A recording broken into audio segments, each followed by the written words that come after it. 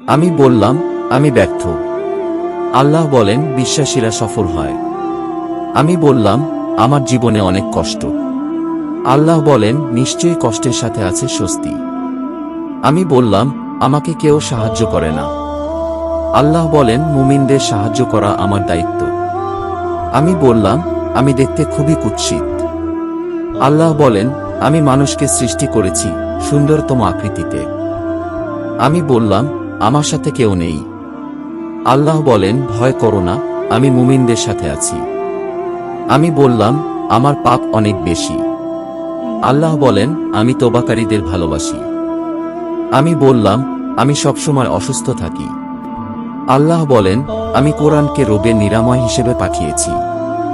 আমি বললাম, এই দুনিয়া আমার ভালো লাগে না। আল্লাহ বলেন, তোমার জন্য পরকাল, ইহকাল অপেক্ষা শ্রেয়। আমি বললাম, বিজয় অনেক দূর। আল্লাহ বলেন, আমার সাহায্য একান্তই নিকটবর্তী। আমি বললাম, আমার জীবনে খুশি নেই। আল্লাহ বলেন, শীঘ্রই তোমার রব তোমাকে এত দিবেন যে তুমি খুশি হয়ে যাবে। আমি বললাম, আমি সবসময় হতাশ। আল্লাহ বলেন, আর তোমরা নিরাশ হইও না এবং দুঃখ করো না। আমি বললাম, আমার কোনো পরিকল্পনা সফল হচ্ছে না। আল্লাহ বলেন, আল্লাহ সর্বোত্তম পরিকল্পনাকারী। আমি বললাম, আমার কেউ নেই। আল্লাহ বলেন, যে ব্যক্তি আল্লাহর উপর ভরসা করে তার জন্য আল্লাহই যথেষ্ট। আমার রবের সাথে আমার কথোপকথনে আমার রব আমাকে যা বলেন, হে আমার বান্দা, আমি জানি কেন তোমার অন্তর এত বিক্ষিপ্ত। আমি জানি কিসের জন্য তোমার এত হাহাকার। দুঃখ পেও না, আমি তোমার পাশে আছি।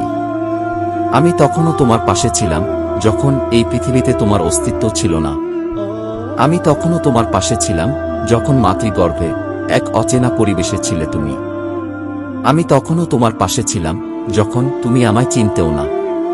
আমি তখনও তোমার পাশেই ছিলাম যখন তুমি আমার অবাধ্য ছিলে। আমি এখনও তোমার সাথেই আছি।